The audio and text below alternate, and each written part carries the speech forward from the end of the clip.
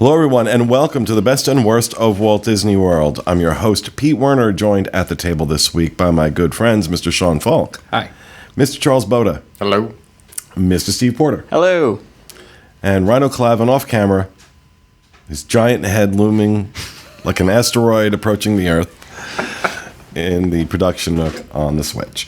All right, so this week, taking a little different tact with our show, we are going to talk about 5 good attractions that Disney made worse after they changed them. And then we're going to talk about, in another show, 5 bad attractions that Disney made better when they changed them. So here we go. Number 5 on our list, Alien Encounter to Stitch's Great Escape. Now, I put this at number 5 because Alien Encounter was not a great attraction. What? It was good. It was okay. But Stitch's Great Escape, that just was The worst. horrendous. Mm-hmm. Walk into a room, the monster burps in your face and tickles your neck, and then they kick you out. It's the worst. Thought you'd be used to that by now. But you really liked Alien Encounter. Yeah, I enjoyed it. I mean, I remember being really, really scared of Alien Encounter because it was when I was really little, but that's what they were going for. So that perfectly accomplishes what the attraction's supposed to be. Now, oddly enough, Michael Eisner hated that attraction. Hated it. Well, I understand it doesn't fit in with the Magic Kingdom. I think that's the main concern. I think that if Alien Encounter were to be in Hollywood Studios, I think it fits in there a lot better. And it doesn't fit the fantasy, magical, happy family park that the Magic Kingdom is. But take all that away, it was still, I mean, I was so scared of the attraction, like I said, so it accomplishes what it was supposed to. It was really well done. I think, I remember there's isn't a cast member fake die in that attraction, gets taken away by the I think so. Yeah, No, that really happened, Steve. That's every day, every Disney's performance, hiring. every performance. One goes to tribute, and they just. But yeah, I think that it was a really well done attraction, and I think that Stitch's Great Escape is. I mean, I'm so glad that they're closing it. There's very few things where I'm like, even when Universe of Energy got closed down, the day it got closed, I was like, aw. And then I remembered, obviously, Guardians is coming. But when Stitch is slowly closing, whatever's happening with it right now, I'm getting more and more excited that there'll be something different. And I'm not at all sad about Stitch. I'm just excited, very excited. Yeah, I don't think anybody is going to be chaining themselves to the attraction to protest the closing of Stitch's Great Escape. Oh, no. My wife worked on Stitch's Great Escape, and she would have to work in there for 45-minute periods and then get rotated back in there for another 45-minute periods, and just being stuck in there and having Stitch repeatedly burp in her face. And then, you'd have, big cheerleader groups or, doing chants in that chamber, and she was she would leave work with a migraine. So I can't even imagine the cast members that have to work there. Yep. When it went to seasonal operation, it was kind of like they were acknowledging that it's the embarrassing uncle in the family who burps in your face, where it's okay, we're obligated to invite him over maybe 2 or 3 times a year. We don't want to get rid of him, but we're not inviting him over for every event. I just think, honestly, that Disney has so much construction going on right now between Star Wars Land, Toy Story Land, all the different things that the hotel changes that they're having, that they don't want to expense redoing that attraction right now. And then I think once maybe the 50th anniversary, hopefully we don't have to wait that long. But I just think that maybe they have so many construction projects that they don't want to take on another thing with redoing that ride. But that's the only thing I can think of. All right. So number 4. Somewhere we're going to hear Kathy Whirling cry. Journey into Imagination over at Epcot in Future World. When it was Figment and Dreamfinder, it was an amazing ride. This Imagination Institute crap with Eric Idle is awful. Awful, awful, awful, awful. There's just nothing redeeming about it, save the moments in the ride when you have at least some Figment. Yeah. Well, And even then, so we went from an audio animatronic that burps in your face to Figment, who uses the skunk smell to fart in your face. So it's like, what is happening? Like, I don't know. Like, who enjoys either of those two things? But Disney will try to make it magical for you. Honestly, the least, for me, the least offensive part of that is the skunk thing. The whole thing just sucks. It just sucks. It's a terrible attraction. There have been rumors floating around that they're going to redo it, and they're going to redo it all based around Figment. Again, I don't think anybody's going to chain themselves to this when they close it. Around Figment? Yeah. I thought it was Inside Out. Oh, was it Inside Out? I thought I heard it was Figment. Why would they change it to Figment? It's already Figment. No, it's not. It's not, like... I don't even know what Figment is. What is it supposed to be? I get it's a purple dinosaur, but like, is it? Oh no, is it a movie? Or it's no, like no. It's a character, and it's not really a dinosaur. And Kathy is. Well, it's a dragon. No, right? because if you saw it's a dragon. If you saw what went on Facebook a couple weeks ago when Katie, her daughter, said it was a dinosaur, Kathy was beside herself. She was inconsolable. So we can't. I can't hurt the woman. Well, the dragon.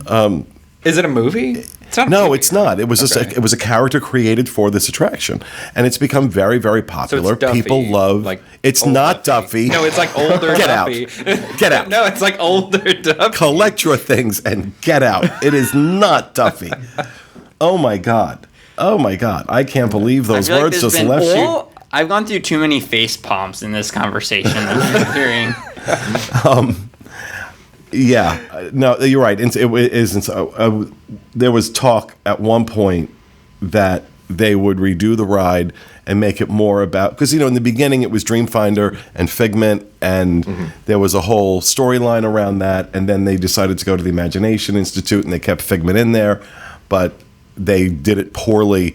They were going to redo it more around Figment, is what I had heard at one point. But you're right. It is going to go the Inside Out, which I think is good. Like, I think the building kind of looks Inside Out-ish. I mean, it fits with Epcot. I think. Like, I think it's a great theme. Like, I'm excited about it. Well, we'll see. But they definitely went in the wrong direction. Oh yeah. From Dreamfinder to what we have now.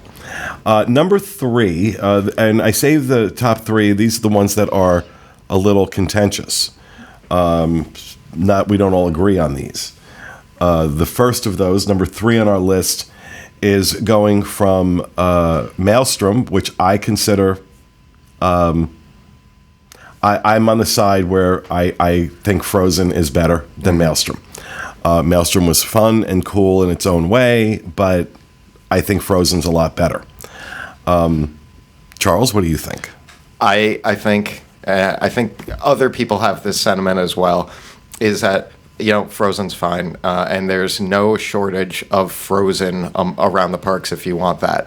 But as far as what Epcot is, what World Showcase is, highlighting different cultures, even if it's not the most crazy accurate or anything like that, is cool. Maelstrom was more about the culture, whereas Frozen is set in a fictional fantasy Norwegian culture, so it's not like you're getting any Norwegian aspect or history or anything like that. So just Frozen is fine. Whatever, people love Frozen. I get it, but as far as the Epcot World Showcase aspect of it, like have the culture, and if you're going to add intellectual property to something, have it intellectual property that celebrates the culture. Like Coco, I understand any of the stuff that they might be doing in the Mexican pavilion, because there are elements of the actual culture. There is no Norwegian culture in Frozen. It's a fantasy story. It's a fairy tale. There's not. Sean? I'm on the Frozen side, so I definitely prefer the Frozen ride. I never had a problem with Maelstrom. I loved the part where you went backwards on Maelstrom and it looked like you were going to go off the edge and die or whatever. That was really fun. Only because the first time I rode it, my mom lost her mind on it because she really thought we were going to go off the edge. as if that would be a thing. And Every 100th boat. right. So that was always my thing. I like the Frozen ride because I think it's really well themed. I also think that I love that it takes 90 minutes worth of people out of my way for the rest of the park. Like, I think it's great. Like, there's hundreds and hundreds of people in this line. And so that, I can get in line for other things and drinks and all that kind of stuff. And it doesn't bother me. And I don't know. I'm just on the other side. I don't care about culture, really. I really don't. I'm not one of those kind of people. Like, I come to Alex, Disney. I'll take Vapid for 1,000, please. I mean, culture's fine, like everything, but I'm cool to just look at, like, I'm cool to see China. I'm like, cool, that's China, that everything. But I'd rather ride a Mulan ride than I would a ride about, like, how they do stuff in China. Like, I really would, because I'm at Disney, and I'd rather do that. So I'd rather do Disney stuff. It really is the end of civilization as we know it. I feel like by not saying anything, you're making my whole argument for why it should have stayed Maelstrom. I don't feel like I learned anything really about Norwegian culture from it. I mean, that's like super old, like Viking gremlin goblin stuff. But everything that I don't like. Please tell me you don't think gremlins and goblins were actual Norwegian history. No. Like, whatever the thing is, the big trolls and stuff. Like, I don't know nothing about that. I'm just debating at what point do I help him out here, or do I just keep letting him dig himself into a hole? I'm okay with it. I'm perfectly cool. I like the culture I know. I'm okay with that. I felt that, I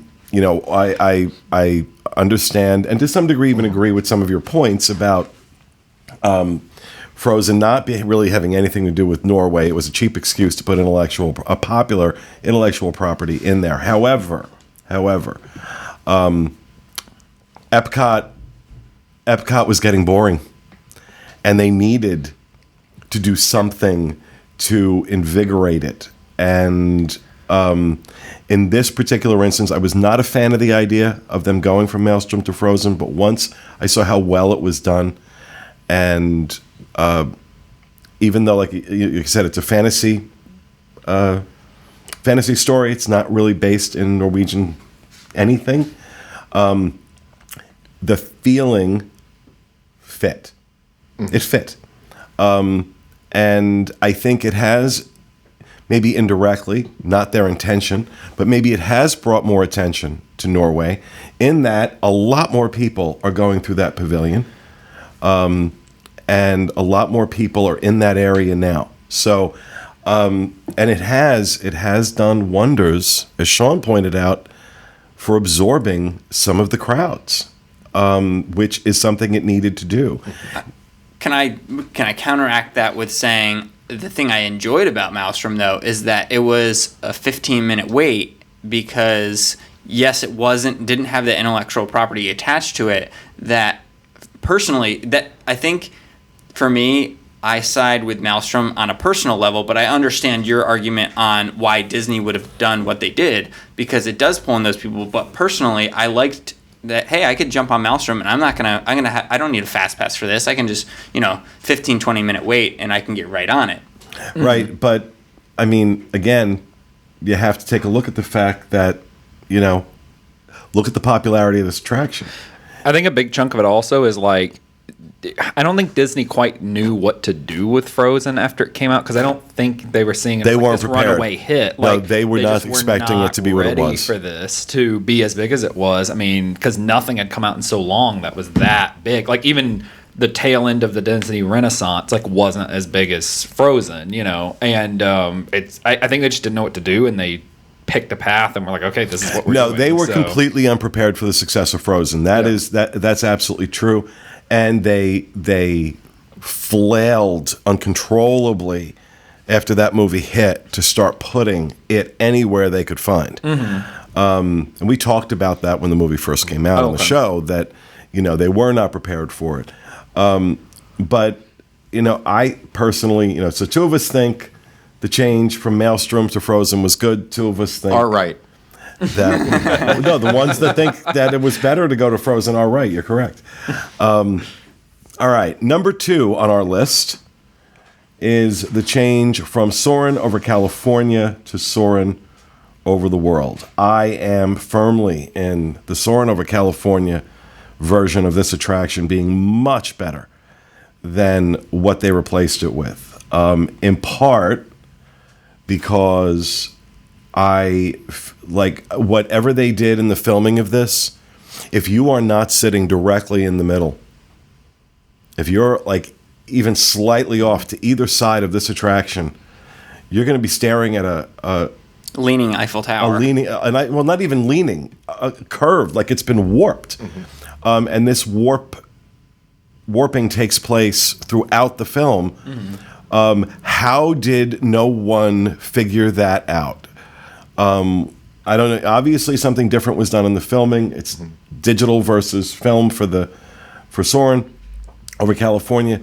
And I'm sorry, I just thought Soarin' over California, the California sequence, was much, much better than what we have now. So I actually enjoy Soarin' over the World. If you have that metal seat, I enjoy it better. But for the exact reasons that you mentioned, it's so distracting that if you're not in that middle seat, you get completely taken out of the fact that you're flying, and it's like, what happened to the Eiffel Tower? Right, and it takes away from the whole experience. So while I actually enjoy the idea of going around the world more than just California, and I think that, you know, that old film was so much better just because it didn't have those problems. Yeah. It's always so underwhelming to me, and I want to enjoy it so much, but I want to say out of 10 times riding it, like, let's say 8 out of every 10 times, I'm probably not sitting in the sweet spot that, and I know that people can wait, and I know that you can, like, you know, ask for those seats or anything, but if you make a ride, everybody on that ride should be enjoying it to the same degree. And I remember the very first time I was on the new one, and I saw that elephant leaning that you're flying over, and he looked drunk and about to pass out, and then it just got progressively worse till, like, it, and almost there's like a crescendo with the Eiffel Tower, and you're just like, okay, this is, there's no immersion. It should be like full immersion, and when you have that blatant flaw, there's just absolutely no immersion. Also, the heavy overuse of CGI in Soarin' over the World is a big issue for me. Now, granted, there was CGI being used in the original as well. It just wasn't as blatant and obvious as it is with this. From the thing with the polar bear to the thing with the elephant throwing up the dirt, and it just is. I don't know. And like when I first saw it, I was like, wow, okay, this is kind of cool. It was different. But I was kind of on the fence with it. And the more I've done it and the more time has passed, I'm like, oh, please give me Soarin' over California back again. I'm on the side of I enjoy the world one better than California. Because, I mean, I grew up going to the California parks. I was there opening weekend. So the first time I rode that, like in 2002. Opening weekend for California Adventure. California Adventure, yeah. You were not around. 1955. Yeah. I was opening weekend for California Adventure.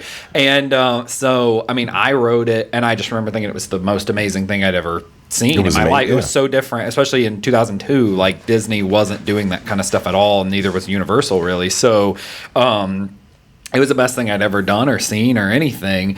And I think maybe it's because I did it so many times over the years. Like, before it even came to here, I had already done it a gajillion times. And, you know, maybe that has something to do with it. I also think it fits the theme better, like Epcot going around the world. I just don't think they should have changed the one in California Adventure, because it's Soarin' over the World also now, and they should have left that as California and just reshot some of the shots. But actually, what you were saying, I like the elephant throws the dirt and all that, because it's like a transition piece. Like the other one, it just kind of like cuts to, you know, it's like choppier. But at the end of the day, I don't know anything about cameras, really. Like, I don't know camera stuff and computer stuff and everything like that. So I'm the average person with that kind of thing. I'm really not going to notice if it's like CGI. I noticed the Eiffel Tower warping, like, but that's the only thing I've ever noticed. Really? About it. But I don't look for that kind of stuff, because I don't do, you guys like love that type of thing or whatever, and really like look into that, and I don't. So for me, I'm like, this is new. It looks cleaner, and that's cool. Like, oh, Eiffel Tower, like there it is. So that's all it really takes for me. So well, the CGI stuff, I'll get your back on that. Like, yeah, maybe if you're looking for that, but the leaning stuff, the perspective-based stuff, is unavoidable. That is glaring. Glaring. That is, and it's a massive mistake. It is a massive mistake on the part of the Imagineers putting that film together. That was a major, major flaw in this attraction that did not exist in the original, which is why I feel the original is better. I liked the smells in the original one better than the smells in this one. Yeah. Yeah, I thought they were better. So I'll give it that. I worked at the Laugh Floor in Tomorrowland, and one of the things when people were insistent on sitting in the middle row or the middle area of the theater, and you tell them to move down, one of the things I would say as a cast member is, "Hey guys, Disney doesn't build a bad seat in the house. Please move all the way down to the end of the row." You can't really say that with Soarin'. No, you can't. I mean, that's really unfortunate. It is. All right, number 1 on our list of attractions Disney made worse by changing them. And 3 of us agree on this, and 1 person does not. Mr. Toad's Wild Ride turning into Winnie the Pooh. Now, Charles, Steve, and I all feel that Mr. Toad was a much better attraction. But Sean, being the avid Winnie the Pooh fan that he is very happy with that change. I don't know. I just feel like people have something against Pooh at this well, point. I'm not like Pooh racist or anything. I'm just, I think it's a cute attraction, but Mr. Toad's Wild Ride, which still exists out in Disneyland. So like every time I ride it, I'm like, ugh, wish we had this back. That is classic Disney dark ride from the golden age of Disney dark rides. And and I get the irony in what I'm about to say. Winnie the Pooh was brought in to capitalize on an intellectual property. I get the irony with Frozen. I'm okay with that one versus this, because I think the attraction that was there was much better. I don't feel that way about Maelstrom versus Frozen. I do feel that way about Mr. Toad versus Winnie the Pooh. For me, it's a thing of, I have no problem with the Mr. Toad's Wild Ride. I mean, even if I wish they would have just built Winnie the Pooh in a different spot. But also though, it is the only Disney attraction where you die and go to hell. That was going to be one of my points with it, like weighing the two. There's like Winnie the Pooh, and it's friendly and nice, and like it's about eating, and you do see his spirit leave his body. And that's cool. I don't think I like that kind of stuff or whatever. And then like conversely, there's like the Wind in the Willows Toad that like I don't think anyone really remembers that movie too well, and is like an avid Wind in the Willows advocate. And it's just, I don't know, like even the movie, I saw it again about a year ago maybe, and it's a very like misbehaving Toad that's like not good to his friends, and then drives a car and dies and goes to hell apparently. So that's one of the reasons I like that. And I like the Wind in the Willows book when I was a kid. I don't remember the movie too much, but the thing that I really, really enjoyed about it is Mr. Toad's Wild Ride hits every single mark. And is really unique. Now, like there are Disney dark rides that are just a story, right? That are just whatever the fairy tale they're based off is. It's different scenes and everything like that. But Mr. Toad's Wild Ride is not only fun and like a little more herky-jerky and like twist and turny than the other ones, but it also hits these notes of a morality play of like consequently you're having fun, but you are learning something about negative actions leading to negative consequences in there, and you might not think that like kids pick it up, but kids are smart and they get a little from these things. And one thing that like I don't know, maybe it's too preachy for some people or whatever, that's all right, but I like the idea of stories that mean something and stories that matter and stories get something from. And if you look at classic dark rides, Mr. Toad's Wild Ride is like you're so busy enjoying yourself that you almost just subconsciously as a child get the idea that like, oh right, these things matter. There are things I do. Like I love Mr. Toad's Wild Ride, and I have nothing against Winnie the Pooh at all as a character, as intellectual property, but that ride has such a uniqueness that a lot of other, not just modern Disney rides, but classic Disney rides lack. That out of all the rides to get rid of or to change, I think Mr. Toad's should have been the last choice. That stands top of all of the dark rides in my book, so I just happen to love it. I have never gotten that out of that at all. Wow. That was a wild ride in and of itself. So. Wow, that was the best description of why Mr. Toad should have stayed, and so I don't think I can top it besides just the small note of saying that I think it's sometimes forgotten that Mr. Toad in Disney World had 2 tracks and not just one like Disneyland's. And so it actually absorbed a lot of people. And I mean, I won't even come close to how good of a defense that you just did, so I'll stop there. All right. My defense for Winnie the Pooh is that he eats a lot, and that's what it's about, and eating makes you happy. So then you learn that. So, one, the difference between right and wrong. The other one, an argument for morbid obesity. Okay. All right. So that will do it for our good attractions gone bad list. Number 5, Alien Encounter becoming Stitch's Great Escape. Number 4, Journey into Imagination. Number 3, Maelstrom to Frozen. Number 2, Soarin' over California into Soarin' over the World. And number 1, Mr. Toad's Wild Ride to Winnie the Pooh. Tell us what you think, podcast at disunplugged.com.